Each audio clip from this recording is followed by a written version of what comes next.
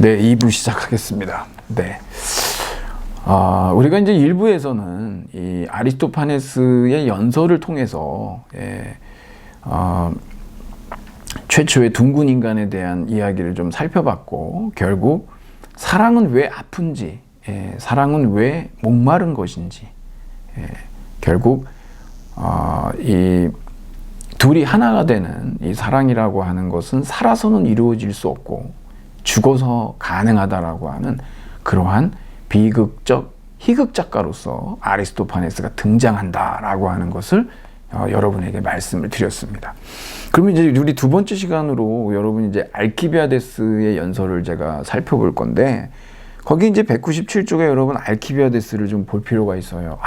여러분 이 알키비아데스는요, 정말 우리가 이제 펠로폰네소스 전쟁이라고 그러죠. 투키디데스의 펠로폰네소스 전쟁인데, 이게 이제 431년에서 404년까지요. 27년 동안 이루어집니다, 이게. 그런데 이 아테네의 이 패망을 가져왔던 그 인물이 누구냐면 바로 알키비아데스입니다. 이 알키비아데스에 대해서 거기 이제 나와 있지만 뭐 조금 이제 정확하게 할 필요도 있겠습니다만, 이 플라톤의 대화편 중에 알키비아데스 1 그리고 알키비아데스 2가 있어요. 1, 2가 있거든요. 근데 이 작품들은 우리가 위서 논쟁이 있어요. 그러니까 이게 진짜냐 가짜냐라고 하는 문제가 여전히 있습니다. 이게 한쪽에서는 이거 그래도 소크라테스의 사상과 크게 다르지 않다, 진서다, 이렇게 하는 입장도 있고, 또 위서다라고도 하는데, 어찌됐든 진위 논쟁은 있다라고 하는 거. 근데 이제 알키비아데스 1에서 보면은요, 여기에서 이제 너 자신을 알라라고 하는 소크라테스가 사실은 델포이 신전 문 위에 새겨져 있었던 그러한 것을 갖다가 소크라테스가 아예 그냥 특허 없이 사용을 한 거거든요. 너 자신을 알라. 근데 그 뜻은 뭐냐면, 결국은 뭐냐면 자기 돌봄이라고 하는 거죠. 자기 자신을 돌봐라라고 하는 거. 이 알키비아데스는 사실상 이 소크라테스가 볼 때 상당히 이 철인 왕의 면모를 가지고 있었어요. 네. 그래서 잘만 교육을 시킨다면, 그러니까 어떤 지혜 교육을 제대로만 한다면 어쩌면 정말 철인왕을 실현할 수 있는 사람이다라고 하는 기대가 굉장히 컸던 인물입니다. 그런데 이 알키비아데스는 굉장히 사치스럽고 방종하고 변덕스럽고, 이 사람에 대한 많은 일화들이 있죠. 이 플루타르코스의 알키비아데스 편에서도 보면은 어린 시절부터도 대단히 이제 하여튼 기질이 남달랐죠. 그리고 아주 어떤 마차 경기 이런 데에서 우승하기 위해서 굉장한 집착이 있었던 거예요. 그래가지고 그것을 감당하느라고 굉장히 이제 돈을 많이 들 수밖에 없지 않습니까? 말을 먹이려고 하다 보니까 그런저런 얘기, 사치와 방종, 그뿐만이 아니죠. 이 사람의 어떤 자신의 조국인 아테네에 대한 어떤 이런 변절, 배반, 배신의 역사라고 하는 것도 또 장난이 아닙니다, 이게. 여하튼 알키비아데스 1, 2에서 얘기하는 게 철인 왕의 면모를 갖춘 이 알키비아데스를 어떻게 해서든지 민중의 애인으로 전락되지 않도록 먼저 이러한 아레테를 교육하고, 그러고 나서 그 다음에 이제 아테네의 공적인 일에 나서도록 그렇게 이제 끊임없이 소크라테스가 이제 교육을 시키는데, 여기에 대해서 알키비아데스는 소크라테스하고 함께 있으면 그러려고 하다가 이 민중들한테 가면은 이 플레고넥시아라고 하는데, 이 탐심이죠. 아테네 민주주의가 가지고 있었던 그러한 어떤 방종과 탐욕, 그런 걸로 인해 가지고 이 사람이 이제 다시 또 민중의 애인이 되는 이런 일들이 이제 벌어지는 겁니다. 이게 아무래도 지혜보단 명예 이런 거를 추구했던 거죠. 어린 시절에 이제 아버지가 일찍 돌아가셨어요. 그래서 페리클레스가 후견인이었습니다. 워낙 미소년이었어요. 그래가지고 어렸을 때는 여러분 아시다시피 이제 그 소년애적 관계 때문에 성인 남성의 아내들이 독수공광을 했다고 그럽니다. 이 알키비아데스 쫓아다니는 성인 남자들 때문에 남편이 그러니까. 그리고 나중에 나이가 들어가지고 이 소년애적 관계가 끝나고 났을 때에는 남편들이 아내들이 혹시 잘못될까봐 굉장히 전전긍긍했다고 그러죠. 하여튼 뭐 이 빼어난 잘생긴 외모, 이거는 뭐 오늘 우리가 이제 살펴보려고 하는 연설에도 등장하지만은요. 네. 그 432년에 이제 소크라테스와 만났다라고 합니다. 그래서 이제 소크라테스는 이제 그 자기 돌봄을 하고 그 다음에 정치를 해라. 선후를 이렇게 권고를 했는데 지금 여러분 우리 이 작품 속에서 이 심포지온에서 보면은 416년 지금 이게 그 아가톤의 잔치잖아요. 415년에요. 알키비아데스가 시칠리아 원정대를 구성하면서 여기에 이제 투톱으로 들어가게 됩니다. 니키아스라고 하는 그 나이가 많은 그 장군과 이 니키아스의 우유부단함 때문에 사실은 이 시칠리아 원정대가 완전히 뭐 살아 돌아온 사람이 소수에 불과해요. 엄청난 대참사고 재앙이었습니다. 이 시칠리아 원정의 이 실패로 인해 가지고 아테네에 이제 이 패망이 아주 짙게 들이우는 그런 어떤 비운의 사건이었는데, 물론 거기에 이제 투톱으로 장군으로 들어간 이 아킬레우스가 여기에서 그 스파르타 적국으로다가 망명을 하게 되는 일이 벌어지는데, 그런 이유가 왜 그러냐면 여러분 이제 이 펠로폰네소스 전쟁사를 보시면 거기에서 이 아킬레우스가 빼어난 연설력을 가지고 있어요. 이 사람은요.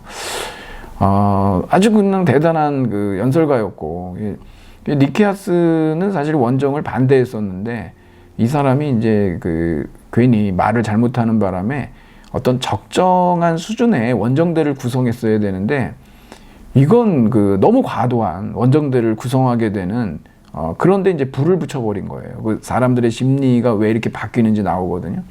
뭐 장년층이든 청년층이든 일반 시민들도 하여튼 원정 반대라고 하는 말을 하면은 정말 완전히 매장당할 그런 분위기가 만들어집니다.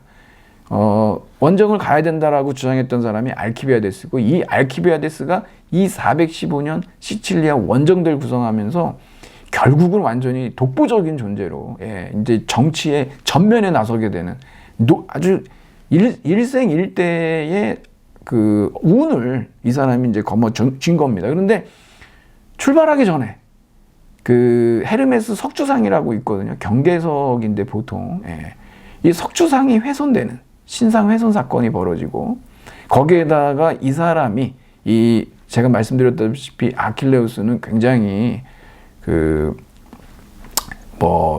당시의 관례도 따르지 않고 방종하고 사치스러운 사람이어가지고 엘레우시스 비의식이라고 있는데, 이거를 갖다가 또 독신 행위를 하는 이 불경죄를 저지른 과거의 사건이 같이 등장을 해요. 그래가지고서 이제 알키비아데스는 출발 전에, 원정대 출발 전에 이것에 대해서 조사를 받고 재판을 마무리하고 떠나고 싶었는데 반대파들이 계속 시간을 끕니다. 왜냐하면 원정을 보내고 나서 여기에서 더 큰 사건을 뒤집어 씌워가지고 반대파가 있잖아요. 그래서 아킬레우스를 갖다가 아예 그냥 사형시켜버려야 되겠다라는 생각을 갖고 있어가지고 어찌됐든 그 불안한 상황에서 원정을 떠나요. 그랬다가 이 사람들이 이제 내부적으로 정리를 하고서 아킬레우스를 소환해가지고 이 사람들을 갖다 결국 사형시키려고 하는 하거든요. 이것을 이제 아킬레우스가 알지요. 아킬레우스랜다. 알키비아데스. 제가 이거 또 이렇게 얘기하다 보면 이런 일들이 벌어진다고 말씀드렸죠. 그래서 알키비아데스가 그것을 알고서 이 사람이 순순히 돌아오겠습니까? 결국은 어떻게 되냐면 적국인 스파르타로 망명을 갑니다. 스파르타에 가서도 카멜레온처럼 얼마나 적응을 잘하느냐면 스파르타 사람들이 놀랄 정도예요. 스파르타 사람처럼 행동하니까. 엄청난 적응력이 대단하죠. 카멜레온 같은 사람이에요. 그러면서 이 사람들한테 시칠리아의 시라쿠사이가 이 친스파르타거든요. 그래서 이 스파르타 정부에게 원병을 보내라. 예.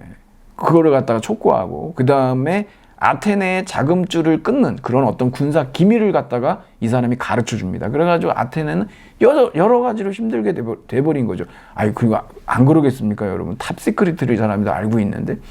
그래가지고 스파르타를 막 돕는 그런 일을 하다가, 그러니까 얼마나 이 재앙적인 일입니까? 그리고 거기에다 우유부단한 이 니키아스가 제때 퇴각을 해야 되는데 그것도 못하고, 그래가지고 이 사람들이 채석장에서 포로로 잡혀가지고 개고생한 거는 이름 말할 수가 없고 다 죽었어요. 예. 대참사라니까요, 여러분. 그냥 어느 정도 병력만, 적당한 병력만 갔어도 피해가 그렇게 크진 않았을 텐데, 함선이란 함선은 다 가져가고, 뭐 군 자금이고 뭐 전부 가지고 가가지고서는 배구 뭐고, 그 다음에 전쟁 물자를 만들 돈도 없을 정도로 그렇게 탈탈 털어서 갔다는 게 이제 그게 상당한 손실이었어요. 그런 문제들이 이 펠로폰네소스 전쟁사를 여러분들이 보시면은 그런 내용들이 나옵니다.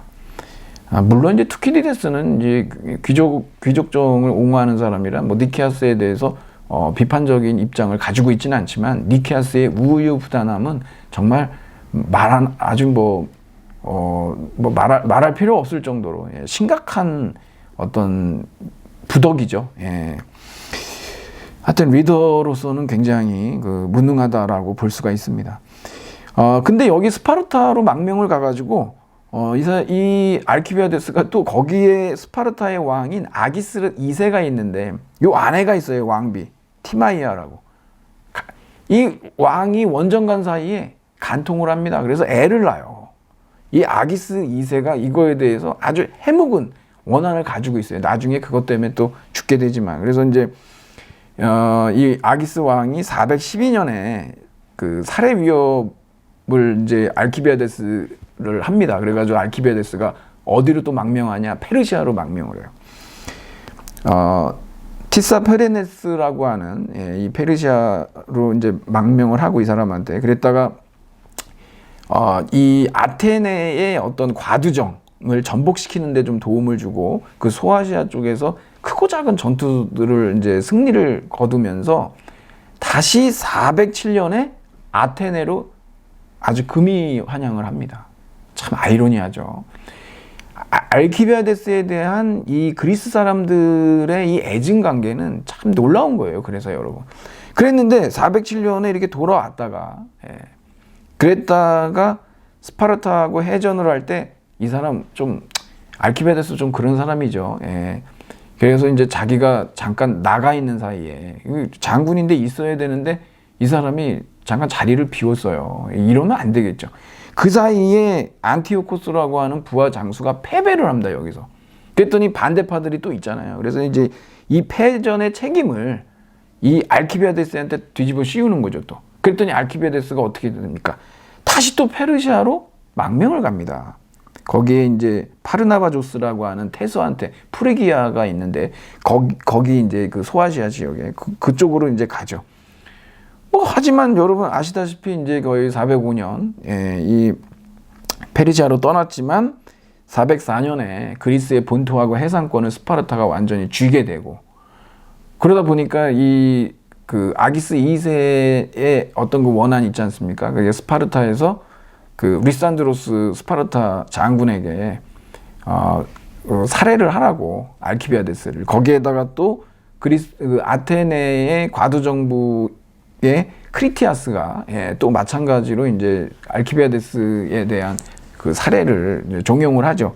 그래서 리산드로스가 이 프리기아의 태스, 아까 얘기 드렸던 파르나바조스에게 이제 얘기를 해가지고 결국은 이 프리기아에서 자신의 이제 그 연인하고, 그래서 이제 거기에서 이제 살해를 당한 게 404년이에요. 이게 알키비아데스의 어떤 일생에 대한 어떤 좀 간략한 요약이 될 수 있습니다. 여러분이 보시면 아시겠지만 참 이 그리스 사람들의 알키비아데스에 대한 이 그 사랑과 증오, 이 애증 관계는 실로 복잡하고, 왜냐하면 워낙 인기가 많았기 때문에 그만큼 또 반대파들의 어떤 음해도 굉장히 컸습니다. 거기에 대해서 이 사람들이 반성했기 때문에 407년에 돌아오게 했지만, 또 거기에서 이 사람에 대한 또 이제 그 반대파들의 어떤 걱정, 우려들, 이런 걸로 인해 가지고 또 망명을 가고, 상당히 이제 복잡한 내용들이 들어있는 걸 알 수가 있는데, 그러면 알키비아데스 연설에서는 어떠냐 그러면, 사실상 여러분, 이 알키비아데스 연설에서 이 소크라테스와 알키비아데스의 관계를 잘 봐야 되는데, 소크라테스가 청년을 타락시켰다라고 하는 혐의하고, 그 다음에 불경죄로다가 두 가지 죄목으로 이제 기소가 된 거죠. 근데 여러분, 그 청년 타락이라고 할 때, 이게 디아프테이로라고 이제 히라보로 그러거든요. 그래서 우리가 보통 번역하신 분들은, 제가 다 찾아봤는데, 타락시키다, 망쳐놓는다, 망치다, 이렇게 세 가지로다가 이렇게 옮기세요. 여러분, 청년 타락 그러면, 청년들을 무슨 성적으로 타락시켰나 이런 생각이 들기가 쉬운데, 이게 잘 안 오죠. 타락이라고 그러니까. 예? 사실은 이제 저는 그래서 이 접두어도 있으니까 디아프테이로거든요. 그래서 저는 어떻게 번역하냐 그러면 완전히 망치다. 왜 그러냐면 약간 이제 니체의 어떤 입장에서 그렇게 한번 번역을 해본 거예요. 왜냐면 너무 이게 소크라테스를 어떤 철학적 순교자로 보는 입장들이 강해가지고 조금 약하게 번역한 부분들이 있지 않나 싶어요. 그래서 그냥 대놓고 해버리는 거죠. 이게 디아프테이로니까 그 당시 사람들이 봤을 때에는 소크라테스가 정말 청년들을 완전히 망쳐놓은 거죠. 이게 이제 그렇게 한번 얘기를 하는데, 특히 알키비아데스 보세요. 여러분, 알키비아데스는 소크라테스의 제자인데, 사실 소크라테스는 자기는 선생이 돼본 적이 없다라고 변론에서 정확하게 얘기를 해요. 자기 제자도 없는 거죠. 그러니까 사실 알키비아데스의 저런 완전히 망쳐진, 정말 그 조국을 밥 먹듯이 배반하는 저런 어떤 그 정치적 타락, 저런 변절자, 자기하고는 상관이 없다라고 아마 얘기하고 싶을 거예요. 그런데 제가 또 말씀드렸지만 교제에 의한 유죄. 아무래도 이제 스승과 제자라고 사람들이 그렇게 인식하고 있는 상황에서 소크라테스가 도대체 어떻게 가르쳤길래, 스승이라면 내 제자지만 사실은 나하고는 상관없다, 저렇게 된 거라고 할 수 있겠냐, 뭐 이런 얘기예요. 근데 소크라테스는 아니라고 하는 거예요. 지금 그 문제 때문에 이 알키비아데스의 연설이 굉장히 중요한 거예요.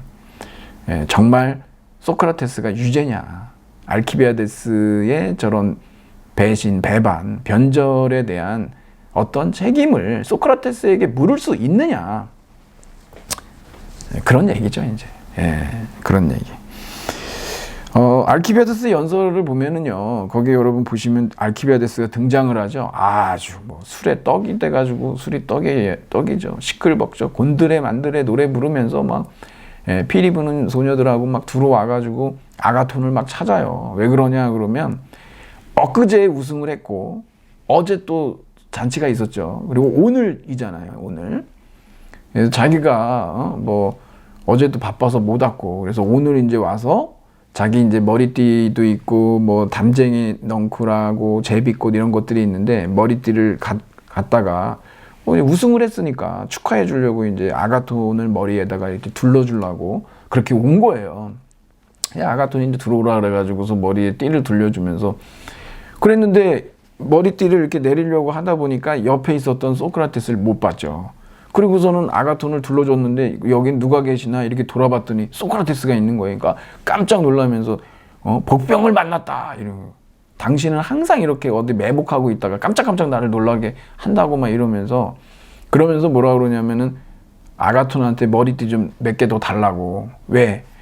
당신은 엊그제 우승을 했지만 소크라테스는 늘 이긴다. 그래가지고 그 찬사를 잊지 않고 소크라테스에게 머리띠를 둘러줍니다. 근데 이게 왜 의미가 있냐면, 사실 우리가 읽진 않았지만 이 심포지온 초반에 이 소크라테스하고 아가톤하고 어떤 누가 더 지혜로운지에 대해서 디오니소스 신에게 나중에 이제 판결을 맡기겠다라고 하는 표현이 나오거든요. 근데 결국 그 역할을 알키비아데스가 한 거예요. 그래서 머리띠를 갖다가 소크라테스한테 주면서 상징적으로 소크라테스의 승리를 선언한 거나 마찬가지거든요. 여하튼 이제 그렇게 해서 앉았어요. 그러더니 이제 알키비아데스는 여러분 상당히 참주적인 아주 독재자 스타일의 모습이 있거든요. 그래가지고 그냥 들어오자마자 그냥 자기가 자기 스스로 뭐라 그러냐면 내가 좌장이다 이러고서 이제부터는 이건 지금 어떠냐 그러면은 그냥 원하는 대로 적당히 주량껏 마시기로 했잖아요. 음주 대회로 만들어 버려요. 다 술잔 들어 막 이런 식으로 하면서 자기가 그냥 원샷 하고 막 하고 막 그런 일을 만들어 놓는 거예요. 그러니까 이제 에릭 시마쿠스가 의사잖아요. 무슨 목마른 사람처럼 이렇게 술만 마실 거냐. 그러면서 이제 사실 우리가 에로스 참여연설을 했는데 알키비아데스한테 이제 해보라고 얘기하니까 알키비아데스 뭐라 그러냐. 하긴 하는데 에로스를 참여하지 않고 나는 소크라테스를 참여하겠다 그래요. 상당히 어떤 페플리스트? 그러니까 대중 영합적이면서도 받아들일 건 받아들이면서 또 내칠 건 내치는 이런 참주적인 모습도 같이 있어요. 예. 소크라테스 앞에서는 절대 안 된다. 예. 그래가지고서 결국은 그러면 뭐 알아서 해라. 그래가지고 소크라테스 찬미 연설을 하는 거예요. 알키비아데스가. 그래서 제가 여러분한테 에로스 찬미 연설자는 6명이다. 그리고 7번째 알키비아데스는 소크라테스를 찬미했기 때문에 에로스 연설자가 아니다라고 말씀드린 거거든요. 그래서 이제 알키비아데스가 이제 연설을 시작을 하는데 소크라테스에 대해서 자기가 얘기할 수 있는 거는 에이콘, 모상이라고 하는데 모상을 통해서 소크라테스를 설명하겠다. 그래가지고 여기 실레노스가 나오는데 뭐 이 사티로스의 어떤 그 총칭으로 보통 실레노스를 얘기하기도 하고 술의 신인, 연극의 신이기도 한 디오니소스의 뭐 그 동료로도 나오고 그래요. 근데 이제 이 실레노스는 왜 소크라테스를 실레노스로 이제 비유를 하느냐라고 하면은 그거를 잘라보면, 이렇게 열어보면 그 안에 황금 같고 아주 신적인, 그러한 신상이 들어있다는 거예요. 소크라테스의 겉모습은 어떻습니까? 이 실레노스나 사티로스는 반인 반수거든요. 그런데 열어보면, 그 조각상을 열어보면 그 안에는 황금 같은 그런 신적인 것들이 들어있다. 소크라테스가 그렇게, 겉하고 속이 확연히 다르고 그 안에는 엄청난 아레테를 갖고 있다라고 하는 것을 얘기하는 거죠. 그 다음에 그 내면의 그 덕성을 얘기하는 거고, 그 다음에 이제 이 사티로스라고 하는 마르시아스 얘기 나오는데, 이거 아폴로나하고 음악 경연을 했다가 결국은 그냥 산채로 가죽이 다 벗겨지는 그러한 형벌을 받죠. 신한테 왜 대회를 같이 경쟁을 합니까? 하여튼 이 마르시아스는 그런데 이 마르시아스는 뭐냐, 지각적인 것보다도 이 피리 소리가 엄청나거든요. 엄청난 연주. 그러니까 아폴로나하고 그런 피리 경연까지 하지 않았겠습니까? 그러다 보니 그래서 이 소크라테스도 마찬가지로 소크라테스의 이야기가 거의 피리 소리 같은 거예요. 이걸 들으면 뭐라고 얘기하냐 그러면 거의 어떤 코리반테스들이 신들리는 것처럼, 알키비아데스는 소크라테스 얘기만 들으면 그냥 가슴이 떨리고 뭐 몸둘 바를 모르고 마치 신들린 사람처럼 되더라. 이게 크리톤이라는 대화편 마지막에도 자기가 코리반테스의 어떤 소리가 들리는 것 같다고 막 좀 약간 신들리는 느낌이라는 얘기도 하고 그러거든요. 그런 종교 행사가 있었으니까 말입니다. 하여튼 소크라테스의 얘기를 듣다 보면 그냥 소크라테스의 노예로 그냥 복종할 수밖에 없는 그런 상황이 된다라고 하는 얘기를 하는 거죠. 그래서 이제 여기 실레노스와 사티루스와의 그 유사성에 대해서 얘기를 하는 거고, 그런데 이제 소크라테스의 여기 아이러니, 아까 얘기했듯이 이제 반어법이라고도 하고 뭐 시치미 떼기 술법 뭐 이렇게도 얘기하고 그러는데, 이 알키비아데스가 소크라테스가 자기 자신을 먼저 돌보고 그 다음에 아테네에 공적 일을 하라고 얘기해가지고 소크라테스와 함께 있으면 그렇게 할 수밖에 없는데 자기는 또 이 민중의 애인이고 싶은 거예요. 예, 대중과 영합해서 뭔가 권력을 쟁취하고 싶은 마음이 있기 때문에 그 명예욕, 권력욕, 지배욕 이런 것 때문에 참주적 성격 때문에 또 가만히 있을 수가 없는 거죠. 근데 이제 소크라테스의 내면 속에 있는 그 아름다움, 예, 그것을 갖다가 획득하기 위해서 이 사람이 했던 실패한 유혹이 있는데 구애 행위를 합니다. 여기서 마치 알키비아데스가 나이가 어린데도 불구하고 나이가 많은 성인 남성의 역할을 하는 에라스테스의 역할을 하는 거를 또 볼 수가 있어요. 이게 막 역전되고 그러는 내용이 있거든요. 하여튼 여기에서 이제 뭐 사적으로 대화도 하고 레슬링도 하고 계속 저기 둘이만 같이 있으려고요. 그러다가 이제 저녁 식사 하자고 그랬는데 첫날에는 그냥 가버렸는데 그 다음에는 밤 늦도록 있으면서 못 가게 했습니다. 그리고서 알키비아데스가 여기서 이렇게 얘기하죠. 소크라테스에게, 소크라테스, 당신에게 자기가 카리제스타이 하겠다. 성적 호의를 베풀겠다. 당신은 내 재산과 내 친구들을 마음대로 사용해도 되고 막 이런 얘기하면서 소크라테스에게 있는 그런 지적인 것을 자기가 이제 얻으려고 하는데 이러한 어떤 유체 모델이 있는데요. 그러니까 지식을 가진 사람에게서 이렇게 지식이 비어 있는 사람에게 이렇게 물이 흘러내리듯이 털실유비라고 하는데 그런 것처럼 이 사람이 이제 얘기를 하는 거예요. 하여튼 뭐 그랬는데 그랬더니 결국은 이제 소크라테스는 뭐라 그러냐면 알키비아데스가 아주 바보는 아니다. 왜? 그런 자기의 그 소크라테스 안에 있는 그런 지적인 아름다움을 봤다는 거는. 하지만 소크라테스가 그러죠. 나의 지적인 아름다움과 너의 그 잘생긴 외모라고 하는 그 외적인 아름다움이 교환된다라고 하는 건 교환 정의에 어긋나지 않냐. 어떻게 황금하고 청동을 교환할 수가 있겠냐. 그러면서 거절을 하고 그날 아무 일도 없이 그냥 자고 끝나는데 이 소크라테스의 방자함이라고 표현했던 건 뭐냐면 사실 소크라테스의 그 성적인 무관심이었거든요. 자기하고 이렇게 벗고서 같이 뒤에서 껴안고 잤는데도 자기 형이나 아버지하고 잔 것처럼 아무 느낌이 없었다라고 얘기를 하면서 거기에 대한 어떤 모멸감? 예, 그걸 갖다가 방자함이라고 얘기하지만 사실 소크라테스는 그만큼 성적으로 무관심했기 때문에 가능했던 일이기도 하죠.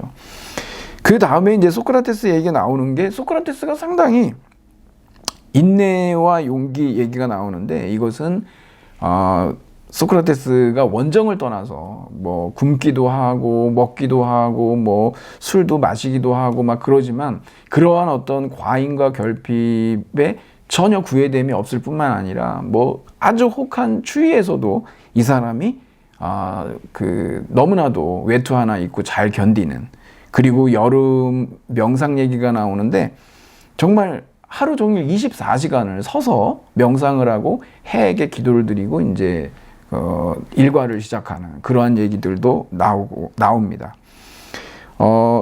뭐 시간 관계상 제가 좀 끝 얘기를 해야 될 것 같은데 여러분 여기에서 독특함이라는 얘기가 나오죠. 아토피아. 여러분들이 이제 읽어보시면 아시겠지만 여기에서 간단하게 이렇게 얘기할 수 있어요. 소크라테스의 아토피아가 뭐냐? No place라는 뜻이거든요. 어떤 장소를 차지하고 있지 않으면 정체를 몰라요. 소크라테스의 그것을 아주 비범한 독특함 이런 얘기를 하는데 그분은 인간들 가운데 어느 누구와도 비슷하지가 않다라고 하는 얘기를 여기에서 이제 마지막으로 알키비아데스가 하고 있는 걸 알 수가 있죠.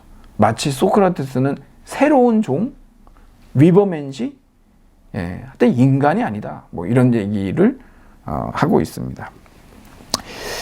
자, 여러분 이 알키비아데스가 소크라테스에 대해서 이렇게 뭐 유죄를 뭐 입증하려고 얘기하고 있지만 사실상 소크라테스에게 뒤집어 씌우는 어떤 그의 그런 방자함이나 오만함이라고 하는 것 자체는 사실 소크라테스의 놀라운 탁월성, 아레테일 뿐만 아니라 성적인 무관심이었다라고 하는 거, 절제와 용기였다라고 하는 것이 이 알키비아데스 연설에서의 어떤 플라톤의 변론이라고 얘기할 수가 있겠습니다. 네, 여러분 뭐 장시간 수고하셨고 저는 이것으로 오늘 수업은 좀 마치도록 하겠습니다. 여러분 수고하셨습니다.